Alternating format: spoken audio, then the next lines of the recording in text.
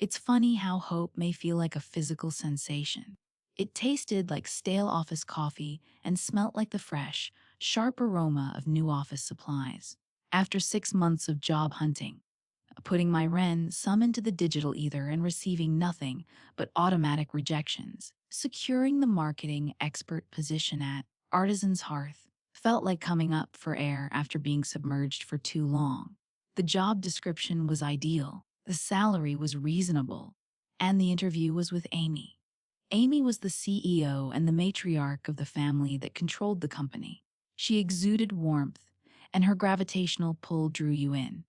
She didn't just interview me, she adopted me. She said my resume was the most amazing she'd ever seen, and she could tell I had a brilliant marketing mind. From a mile away, she hugged me at the end of our interview. A full, maternal hug. It was strange, yes, but after months of feeling like a faceless number, being seen, truly seen, felt like a gift. "You're not just an employee here, Alex," she added, placing her hand on my shoulder. "Your family." That line should have been a billboard-sized red flag. But I was so anxious for a win, so eager to find a place where I could finally put down roots and thrive, that I took it as a green light. A large, pleasant, emerald green glow. My ordinary world, as they call it, was constructed on promise rather than stability. It was a universe built around Amy's compliments and the goal of transforming this quirky, unorganized family business into a sleek, successful machine. I spent my first week under a veil of optimism. The company manufactured and sold high-end, rustic furniture and home furnishings. The warehouse was a jumbled mess of raw wood, sawdust, and the odor of varnish. The showroom was a messy yet lovely space with enormous possibilities. My objective was to restore order to the turmoil and create a marketing engine that would propel them to the next level. The family aspect of the firm was instantly apparent. Amy was the sun, and her children were the planets, all orbiting in slightly odd patterns. There was Mark, her son, the appointed operations manager, a designation that seemed to entail driving a forklift too quickly and moaning frequently. Then there was Jessica, her daughter and the head of social media, who spent the most of her day shooting photos in front of reclaimed wood tables for her own Instagram, which had much more followers than the company's. Amy's love bombing was unrelenting during the first few weeks. She'd bring me coffee in the morning and kiss my cheek as if I were her own.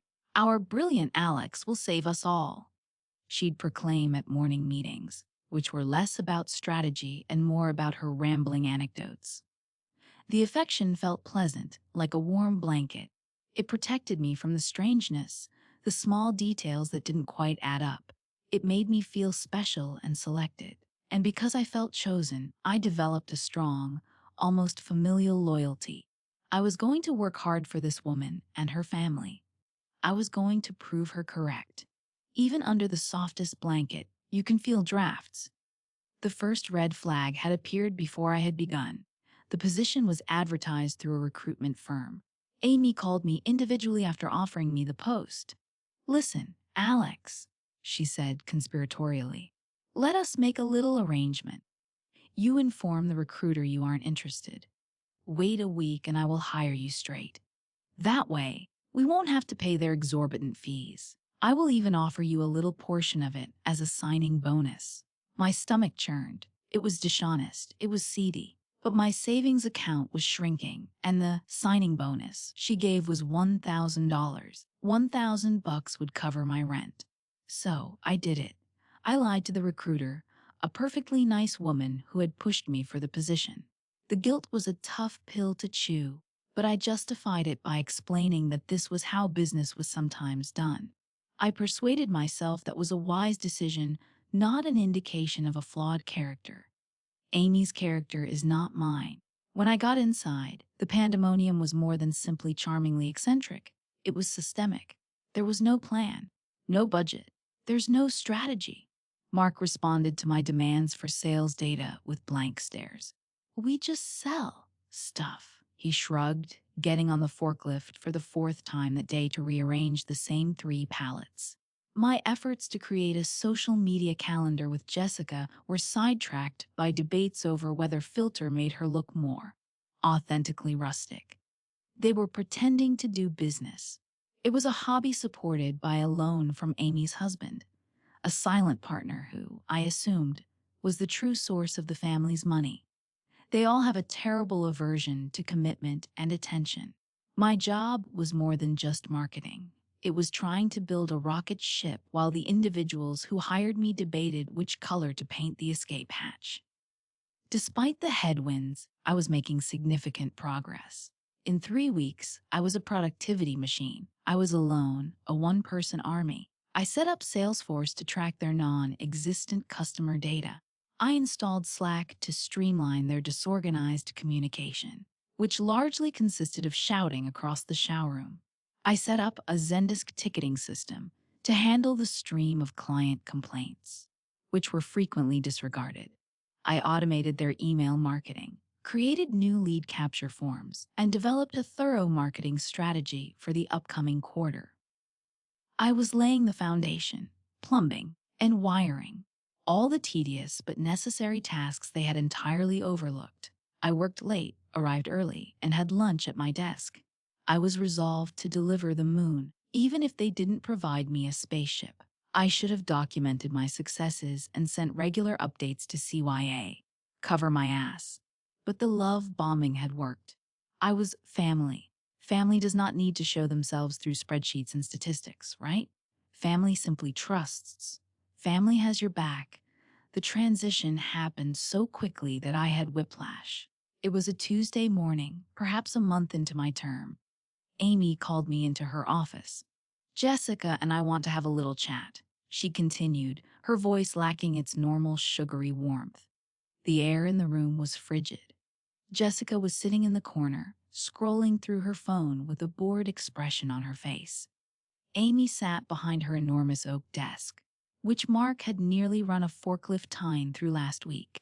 She folded her hands and gave me a look of intense disappointment, which I believe she had honed on her children over the years. "Alex," she said, her voice heavy with fox sadness, "we're just not seeing the results we expected." I blinked. "Results? Amy, it's been 3 weeks. I've been building the infrastructure from scratch. We talked about this. It takes time to." "Time," she interjected, waving her dismissive hand. "The thing is, we're a fast-moving company. We need someone who can hit the ground running and make things happen. Sales are down this month." My jaw constricted. Sales are down because of seasonal trends, which I showed you in my market analysis. And the new systems I'm putting in place are designed to reverse that trend long term. Jessica finally looked up from her phone, her eyes glazing over with disinterest. "Yeah, but my friend's boutique hired a marketing girl and their Instagram followers doubled in a week. Ours have barely moved. Because we don't have a content strategy yet, Jessica," I explained, trying not to sound frustrated. "We haven't done any ad buys. We have no budget. You and I were supposed to meet yesterday to plan that, but you canceled." Jessica sniffed, as if my bringing up a simple fact was a personal insult. "I was busy." Amy breathed deeply. "That's the problem, Alex. There's always an excuse. We're not seeing that go-getter attitude we hired you for. We expected a breakthrough. We expected you to come in here and just create magic." The term magic hung in the air, ludicrous, and completely detached from the reality of establishing a marketing department on quicksand. They needed a magician, not a marketer. They sought someone who could generate cash without providing a hat, rabbit, or stage. "Amy, I haven't received any support," I remarked, my voice dangerously calm. "I've asked Mark for inventory data for a product push, and he hasn't given it to me. I've asked for a budget for digital ads, and you said to wait and see. I am doing the work of 3 people with 0 resources. What exactly were your expectations?" The moment the words left my mouth, I knew it was over. My tone had changed from deferential employee to professional defending their job. And in their world, that was a form of rebellion. Amy's face hardened. The parental mask fell away. revealing something cold and unyielding beneath.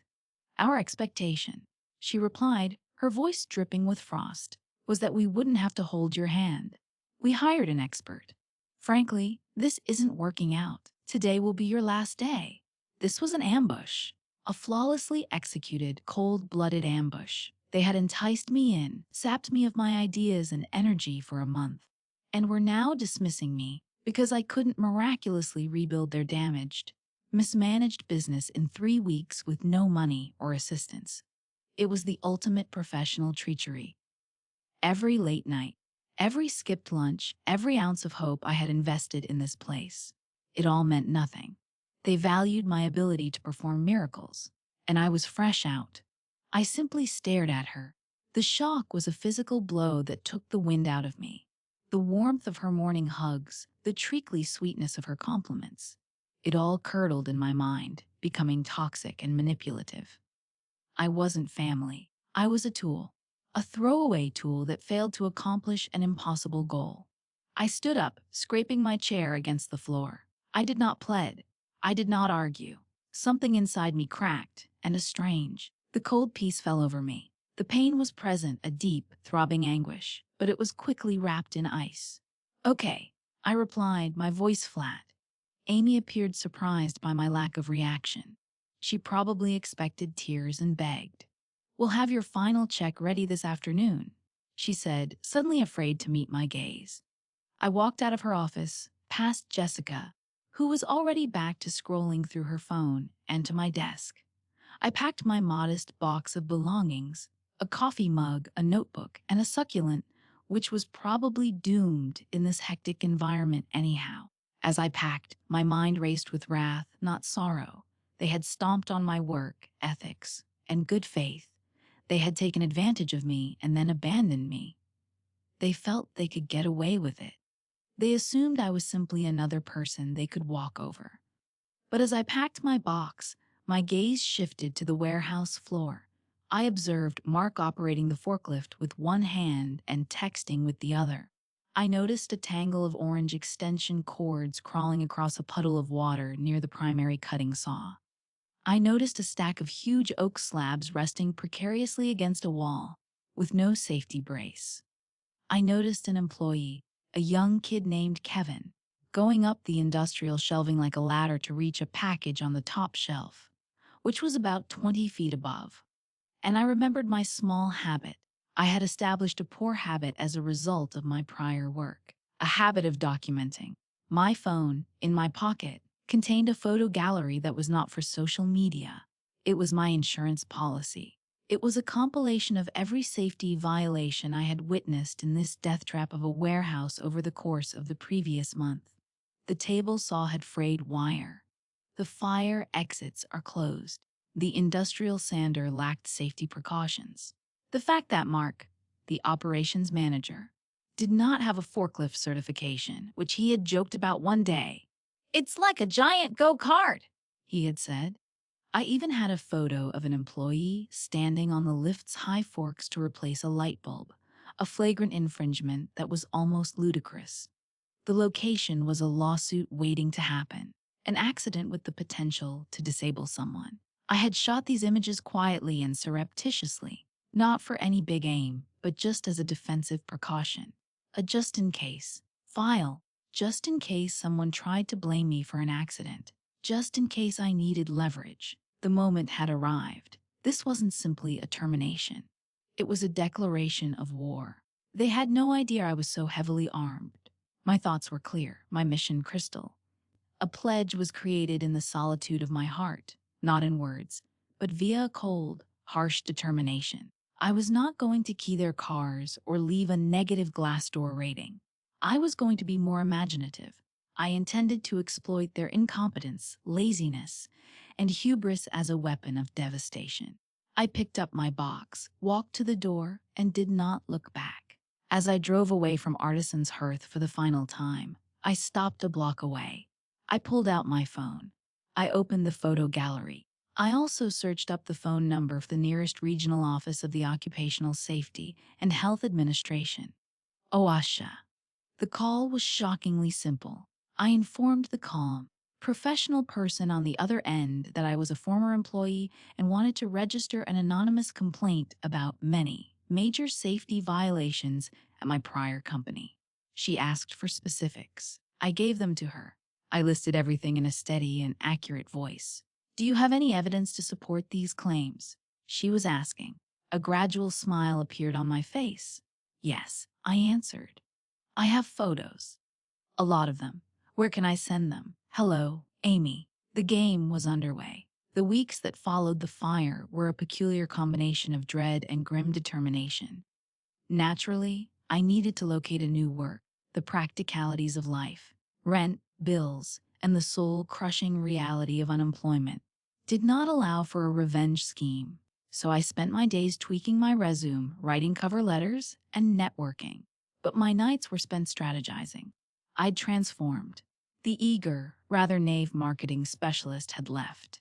In her place was someone colder and more meticulous. The individual they had fired was a victim. The person I was becoming was an architect. I wasn't just responding to what they did to me. I was deliberately laying the groundwork for their demise. And I wouldn't use Lucy, landlord-specific approaches like they did. My structure would be perfect. My principal weapon was OASHA, a bureaucratic hammer that I had directed at their company. However, I understood from the start that it would be a slow-moving force. The woman who answered the phone had made it clear. Investigations take time, Cyril Mayhem. It could be several months before an inspector is assigned, depending on the caseload and the perceived severity of the risk. Months. It was fine. Patience was a virtue I was trying to cultivate. I concluded that revenge was better served slow-cooked, rather than cold. While the OSHA pot simmered on the back burner, I began making the second dish of the supper. Their firm was founded on incompetence, but their lifestyle and attitude were supported by something more tangible: money. Amy's invisible husband most likely gave her family money. They resided in a spacious, magnificent home in one of the city's most affluent neighborhoods. Jessica's Instagram feed was a polished showcase of their wealth: weekends at the lake house, new automobiles, and costly dinners. They dismissed me for their own failures, and they planned to continue living their luxurious lives with no consequences. I couldn't let that stand. The penalty had to be appropriate for the crime, which was more than just my unfair termination. It was the systemic rot that pervaded their entire existence. The company had to close, and their nice lifestyle had to go with it. That's where Sarah stepped in. Sarah was one of my oldest friends, a shark-like real estate salesperson with a killer instinct for business and a profound dislike for entitled, lazy individuals. We met for drinks a week after I was fired. I laid out the entire story from the love bombing to the ambush. She listened attentively, her eyes narrowing as I talked. After I finished, she took a big gulp of her wine. "Wow," she remarked, placing the glass down with a firm click. "They're not just bad business owners. They're amateurs. And they're cruel. So, what's the plan?" I liked that about her. She did not express pity or tell me to move on. She saw it as a strategic issue to be resolved. "The plan is divided into 2 phases, I explained. Phase 1 is already in motion. I've reported them to OSHA, anonymously. I sent them a dossier of photos that would make a safety inspector weep. Frayed wires, blocked exits, uncertified forklift drivers, the works. It's a financial time bomb." Sarah's eyes brightened up. "OSHA fines are no joke, especially for willful violations. That could cripple them." "That's the idea," I said. "But crippling the business might not be enough. They'll probably just dissolve it and live off daddy's money. That's where phase 2 comes in. And that's where I need you." I leaned forwards. "I want to be ready for the moment they start to bleed. When those fines hit, they're going to be in a panic. They'll need to liquidate assets. The first big asset to go will likely be the house." Sarah grinned like a predator. "You want me to be there to pick at the bones?"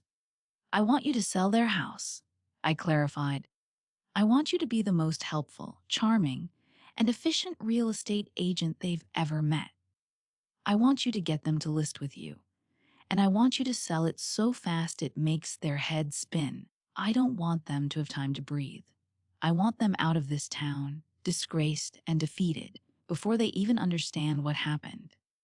She swirled the wine in her glass while contemplating. "It's doable. I'll need to know the moment they're in trouble. I can set up alerts on their property, but insider knowledge is better. How will you know when OASHA makes their move?" "I won't. Not exactly," I acknowledged. "It's an anonymous tip, but I'll be watching. I'll do a drive-by every couple of weeks. I'll check their website, their social media. I'm looking for signs of distress." "All right," she answered, her voice steely. "I'm in. Let's make a plan. I'll start doing some passive research on their property, comps in the neighborhood, get a file ready. When you give me the green light, I'll engineer a chance encounter. A mailer, a just sold in your neighborhood call. I'll be the answer to their prayers right when they're in the middle of a nightmare." We spent the next hour planning things out. It felt nice. It felt proactive. I was no longer the victim of their whims. I was a hunter, patiently preparing a trap.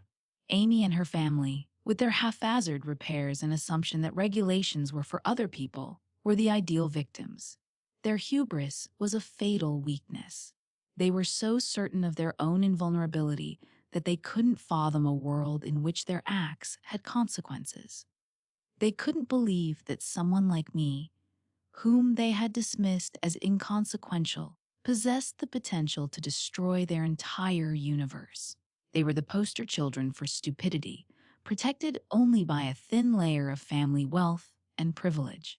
I was going to show that even the thickest wallet cannot protect you from the consequences of your own folly.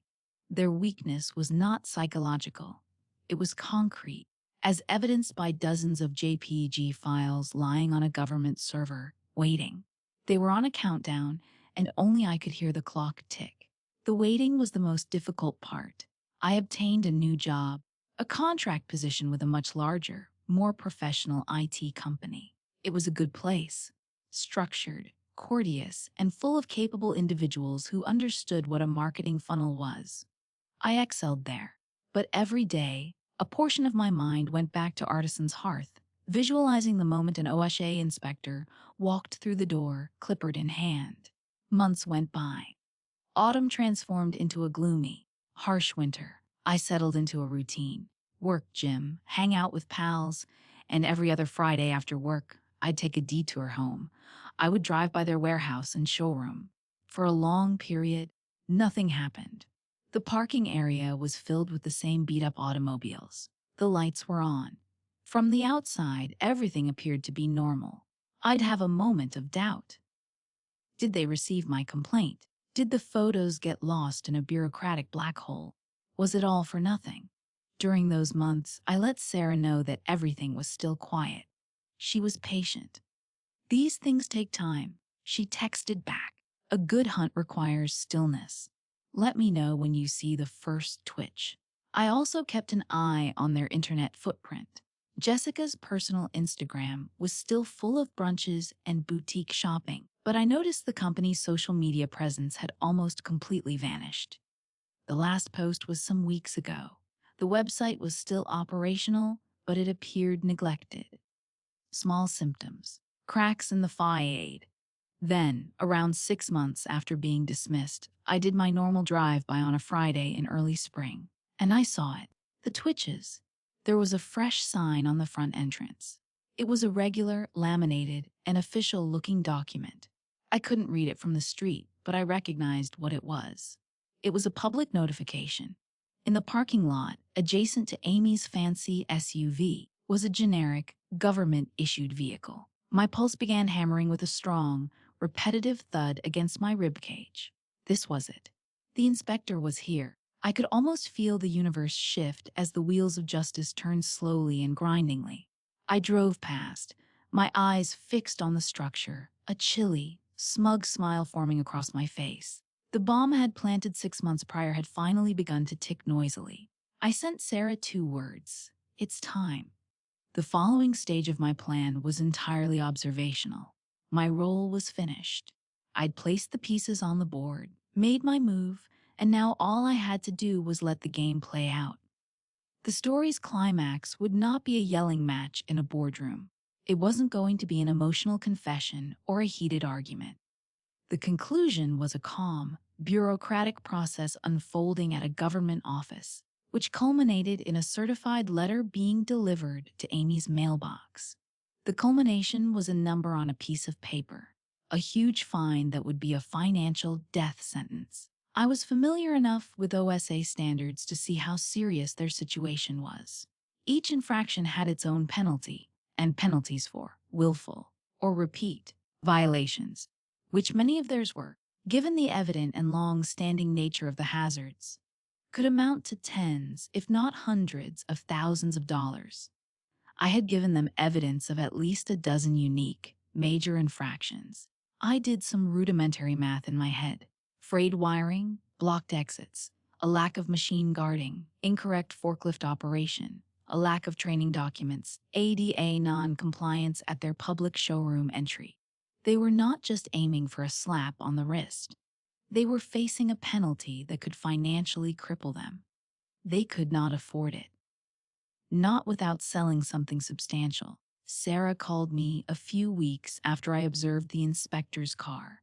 "You are not going to believe this," she exclaimed, her voice brimming with enthusiasm. "I got a call this morning. From Amy. You're Amy." I sat down. "You're kidding me? How?" "My campaign worked perfectly," she explained. I'd been drip-feeding just sold postcards into her neighborhood for the last month. My face has been in her mailbox twice a week. This morning, she calls me out of the blue. She sounded stressed, desperate. She said they need to sell, and fast. She didn't give a reason, just said they needed a quick, quiet sale. "I have a meeting to tour the house tomorrow morning." It was occurring. Everything was going just as I planned. The clumsy, arrogant family who believed they were masters of their universe were now puppets, and I was tugging the strings from afar, using proxies and government agencies. "What's your play?" I inquired. "I'm going to be her savior," Sarah declared, her voice dripping with delicious irony. "I'm going to tell her that, in this market, the right price will get it sold in a weekend. I'm going to price it to move so fast they won't have time to second-guess it. I'll have an open house this weekend and an all-cash buyer lined up by Monday. They'll be so relieved they'll sign anything I put in front of them."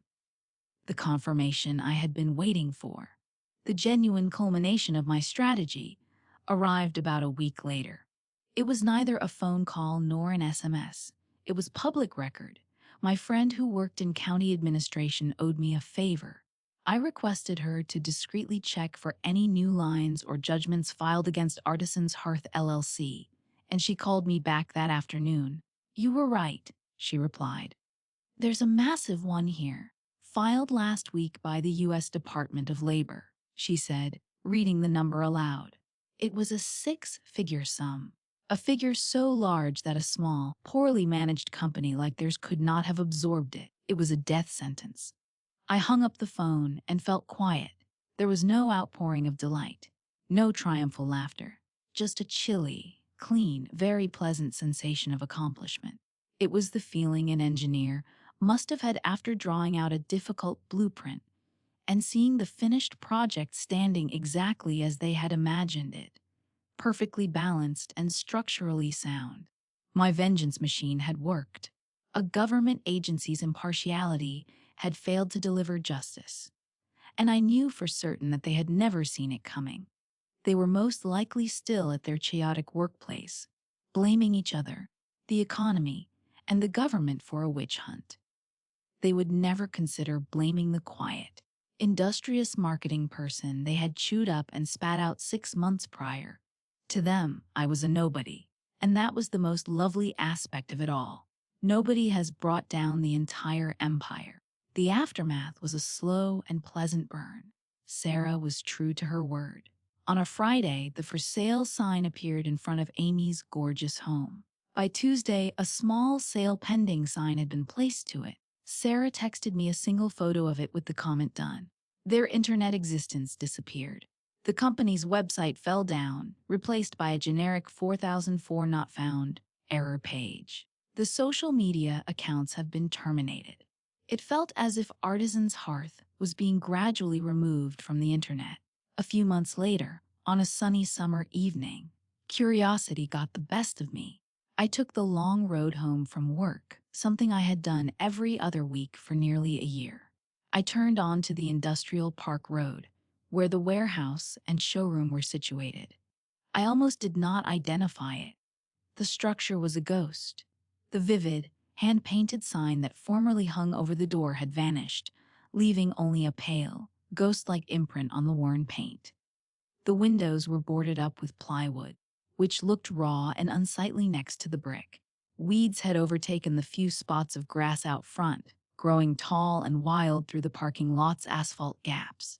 A huge, old phare lessee stuck in the ground beside the road with the phone number sun-bleached and peeling. I stopped my car and just stared. It was not merely closed. It was decrepit, abandoned. This was a concrete embodiment of my victory, a testament to their failure. The anarchy I had witnessed inside, tangled wiring, shaky shelving, and a general sense of neglect, had ultimately eaten the structure itself. It was decaying from the outside in, just as the firm had decayed from the inside out. I stood there for a long time, simply watching the sun set behind the silent, empty warehouse. I experienced a deep sense of finality. A chapter had closed. A week later, the final piece of the puzzle came together. Sarah sent me a simple text. "Check your email. You owe me a very expensive bottle of wine." I opened my email and found a link to a Zillow page. It was Amy's home. The page was changed with a large, red banner that said sold. The final sales price was much lower than the initial estimate, indicating a motivated, or rather desperate, seller. They had accepted the first reasonable offer and run. Sarah's job had been quick and severe. I scrolled through the images of the empty rooms, where the entitled family had laughed and planned their futures, now hollow and lifeless, awaiting new owners. They were gone. Completely gone. They had sold their business for scrap, sold their house in a fire sale, and departed from the town where they had formerly lived so happily. I reflected over the entire incident, beginning with Amy's initial hug and ending with the sight of that abandoned warehouse. There was no regret. There was no guilt. I did not feel like a villain. I felt like an agent of balance. They had created a tornado of turmoil and disrespect, and I just channeled its energy back at them, consuming them. They were a house of cards built on unsteady ground, and I hadn't even had to bring it down. I simply pointed out the structural issues to the appropriate individuals and let gravity do the rest. People discuss about karma and how the cosmos righted wrongs. However, the universe can be quite active at times. Sometimes you need a helping hand. Sometimes in life, you have to accept the role you've been assigned. And in their story, I represented karma. They had earned the consequence, and I was it.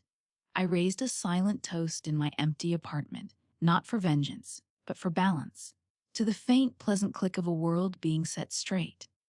"Hello, Amy. We are even now."